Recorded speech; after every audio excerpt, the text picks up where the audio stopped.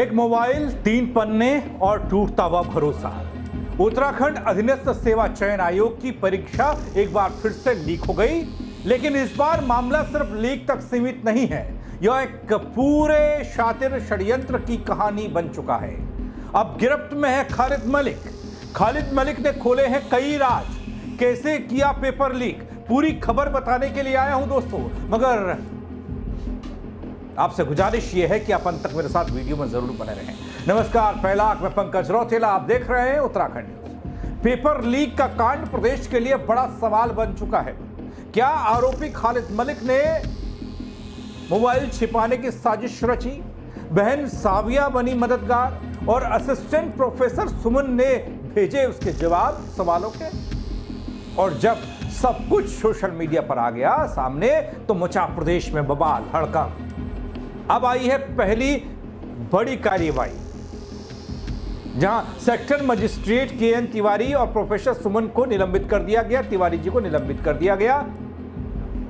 सवाल यह है, क्या यही कुछ चेहरे हैं जो बार बार करता हूं सवाल, जो इस साजिश के पीछे हैं, या और भी नाम हैं? यह सवाल मैं इससे पहले कई बार वीडियो में कर चुका हूं दोस्तों। शायद आपको बहुत से सवालों के जवाब मेरे इस वाले रिपोर्ट में, इस वाले वीडियो में मिल जाएंगे जो आपके मन में होंगे। अब अंत तक मेरे साथ रहिएगा इस वीडियो में दोस्तों। यूके SSSC की स्नातक स्तरीय पदों के लिए लिखित प्रतियोगी परीक्षा के प्रश्न पत्रों के फोटो आउट होने की गुत्थी धीरे धीरे सुलझ रही है। मामले के मास्टरमाइंड बताए जा रहे खालिद मलिक की गिरफ्तारी के बाद कई अहम जानकारियां सामने आई हैं। खालिद मलिक ने नकल की योजना को ऐसे अंजाम दिया जिसमें उसकी फिटनेस काम आई। पुलिस ने सीन रिक्रिएट किया है जिसमें ये बातें निकलकर सामने आई हैं। पूरी जानकारी देने जा रहा हूं दोस्तों कि हुआ क्या, कैसे खेल हुआ, कैसे ये पेपर लीक हुआ। कोई नहीं बताएगा आपको, ये जानकारी कोई नहीं देगा।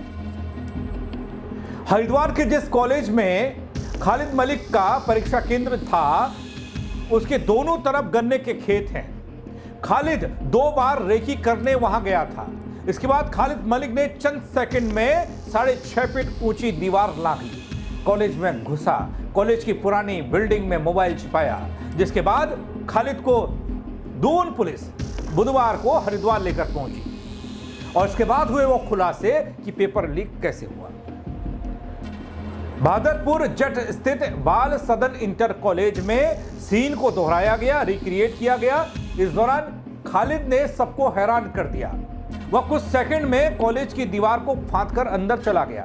नगड़ियों, खालिद की गिरफ्तारी के बाद दून पुलिस ने दीवार फांदकर पूरा सीन रिक्रिएट करने के लिए आरोपी खालिद को दोबारा उसी कॉलेज में, उसी जगह पर लेकर पुलिस पहुंची जहां उसने परीक्षा दी थी।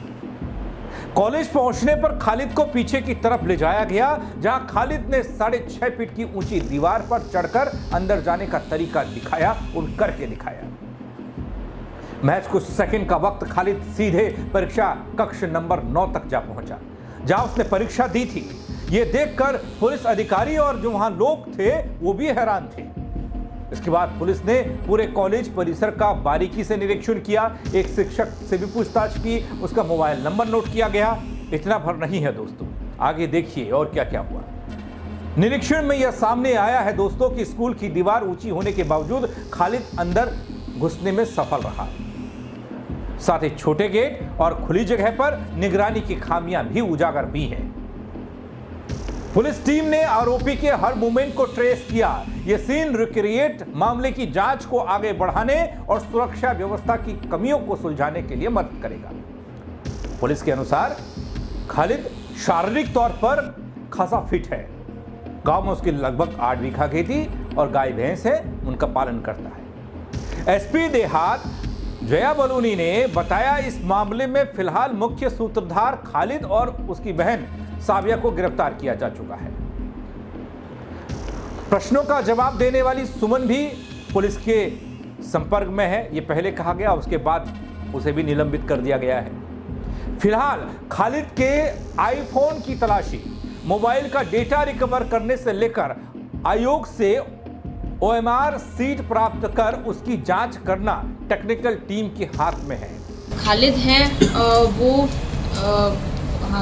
आलमपुर सुल्तानपुर का रहने वाला है और वो इसमें एक अभ्यर्थी था। वो कुछ समय से कुछ परीक्षाओं की तैयारी कर रहा था। यूके ट्रिपल के पहले भी एग्ज़ाम दे चुका है जिसमें कि कुछ नंबर से रह चुका था। तो इस बार इसने ये सोचा कि जो ये वाला ट्रिपल का एग्ज़ाम होने वाला है इसमें मैं क्योंकि बहुत कम नंबरों से रह रहा हूँ तो ऐसा कुछ उपाय करता हूँ जिससे कि इस बार मेरा सिलेक्शन हो जाए। इसके लिए इसने प्लानिंग करनी शुरू की। तो सबसे पहले इसने 4 जगह से अपना फॉर्म भरा जिसमें कि उसने फ़ोन नंबर चेंज किए हैं और अपने फादर का नाम चेंज करके फॉर्म भरा है। तो उसके जो 4 सेंटर पड़े वो उसमें से 2 हरिद्वार में थे और 2 टिहरी में सेंटर पड़े। जो 2 हरिद्वार के सेंटर थे वो पास में थे इसके घर के। तो इसने ये सोचा था कि मैं एक बार सेंटर में जाकर अगर मैं कोई मोबाइल प्लांट कर सकता हूँ तो वो देख लेता हूँ। तो ये 17 तारीख को सेंटर में गया था लेकिन वहाँ पर ये उस दिन नहीं देख पाया क्योंकि वहाँ पे क्लासेस चल रही थी।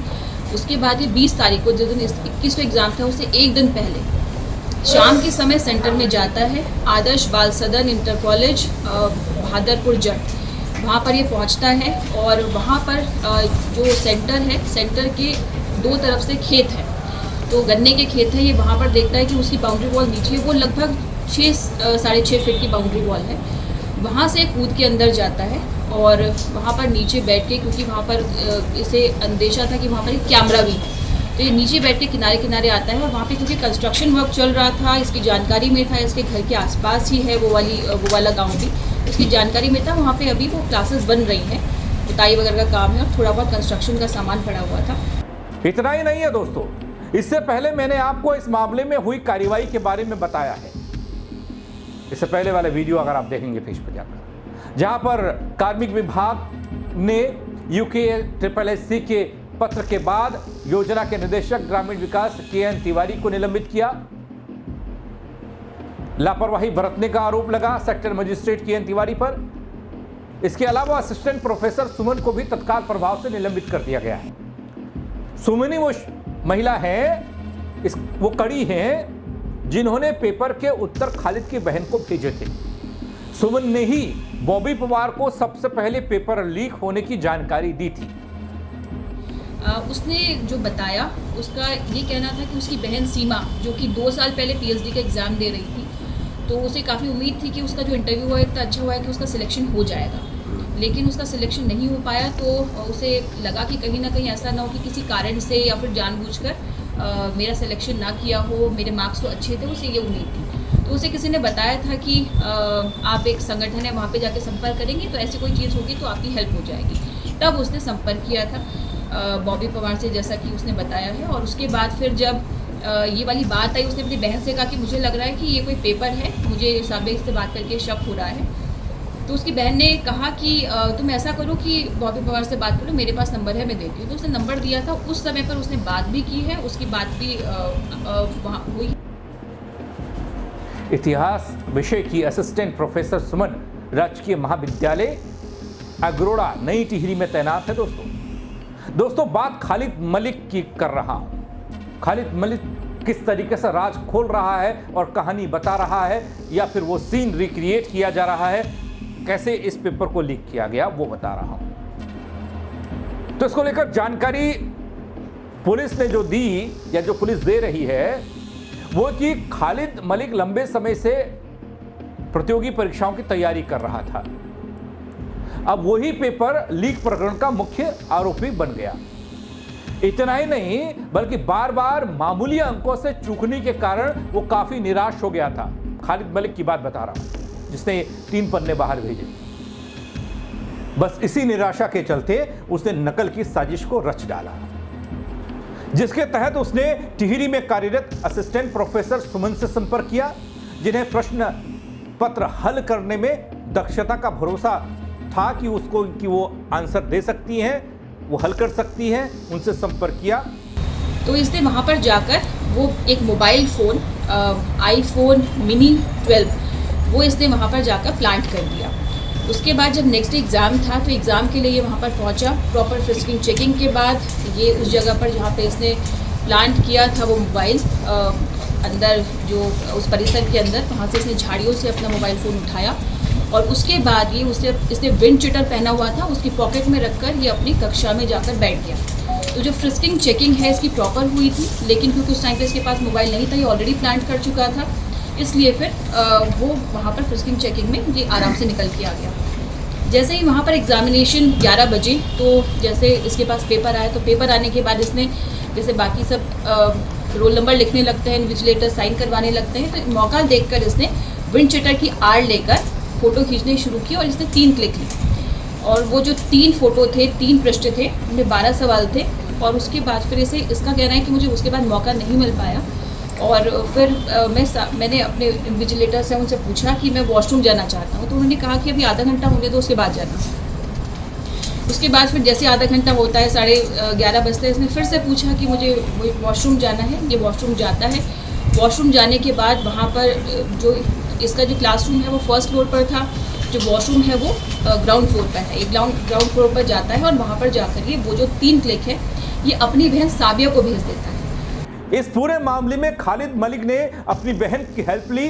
खालिद ने अपनी बहन साबिया को भी योजना में शामिल कर लिया और परीक्षा से पहले अपना मोबाइल उसे सौंप दिया ताकि परीक्षा कक्ष से तस्वीरें भेजी जाए और जवाब वापस हासिल किए जा सके। पेपर के आते ही साबिया ने तस्वीर सुमन को भेजी, जिसका हल कर सुमन ने जवाब भेजा। हालांकि यह कहा जा रहा है कि कक्ष निरीक्षक ने बार बार खालिद को वॉशरूम जाने की इजाजत नहीं दी थी, जिससे वह मोबाइल से जवाब नहीं देख पाया और अपनी समझ के आधार पर इसने ओएमआर सीट भर दी। लेकिन इसके बाद सोशल मीडिया पर इस प्रश्न पत्र की तस्वीर वायरल हुई, जिसे देखकर खालिद घबरा गया और वह मोबाइल और बहन के साथ भागने लगा। ये वॉशरूम में जाता है और जो इसका फ़ोन था मिनी वाला, वो इसके ये बहुत ज़्यादा उसे यूज़ नहीं करता है। अपना जो इसका फ़ोन था खालिद का, वो इसने अपनी बहन साबिया को दिया हुआ था। साबिया के पास जैसे ही वो नंबर आता है, 11:30 बजे वो क्लिक आती है 11:35 पर, वो सुमन के नंबर पर फॉरवर्ड कर देती है। सुमन, जिसको पहले से ये पता था कि मेरे पास ये कोई भेजेगा 11:30 के आसपास, शायद इसका कोई अभी तक जो हमें पता चला है उसका ये कहना है कि मुझे लगता था कि शायद उसका कोई टेस्ट सीरीज वगैरह होगी, इसे एग्जाम के बारे में जानकारी नहीं थी। तो वो 11:35 पर जब उसके पास वो 3 पृष्ठों के आते हैं प्रश्न, तो वो उनका उत्तर बनाकर 11:45 पर वापस उसी नंबर पर, जो खालिद का नंबर साबिया के पास था, उसको भेज देती है।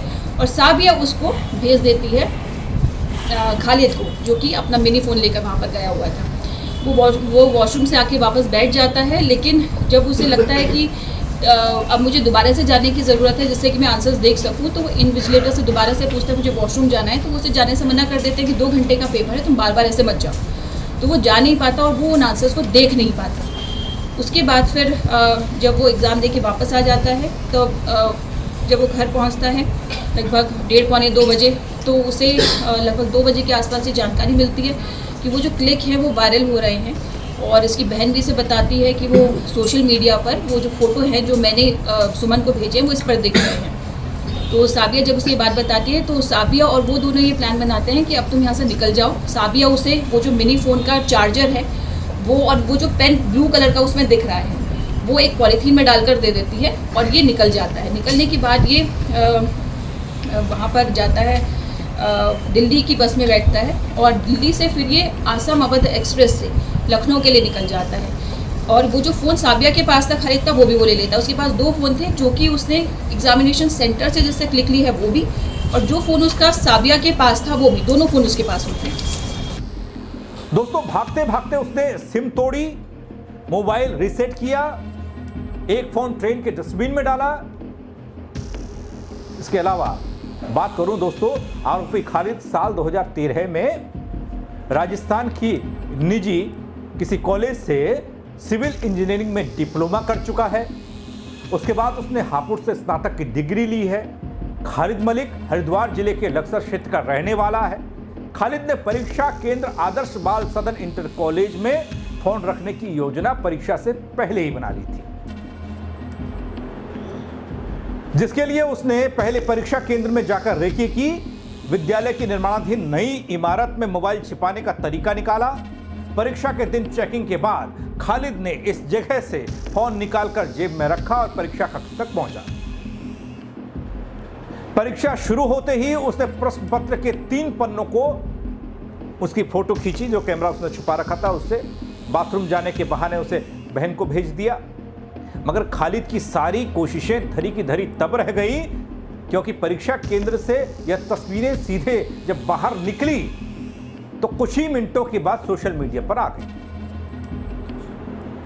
अब इस पूरे मामले पर चारों ओर हल्ला मचा है, चर्चा है, ये तो हम सब देख ही रहे हैं। तो मैंने दिखाने और बताने की कोशिश की है कि अब कैसे इस केस का, पेपर लीक कांड का मास्टरमाइंड बताया जा रहा खालिद मलिक अब राज खोल रहा है और वो कहानी बता रहा है। लेकिन अभी भी कुछ नाम खालिद उगल सकता है, ये कहा जा रहा है। वो कौन नाम होंगे, किसके नाम होंगे, कैसे और कहां से उसने इस तरह की चीज़ों को लिया, सीखा, किसने सुझाव दिया, क्या सिर्फ जो कहानी खालिद बता रहा है इसी पर भरोसा किया जाए या फिर कुछ और, ये तो वक्त बताएगा दोस्तों। फिलहाल आप कमेंट करिएगा इस खबर को लेकर आपकी राय क्या है, और लाइक करिएगा इस खबर को, शेयर करिएगा, लोगों को बताइएगा जिस खालिद मलिक को पुलिस ने गिरफ्तार किया है वो कैसे बता रहा है कि उसने कैसे इस पेपर कांड को अंजाम दिया, 3 पेपर बाहर कैसे आ गए। मेरे साथ जुड़ने के लिए आप सबका बहुत शुक्रिया। जय उत्तराखंड दोस्तों।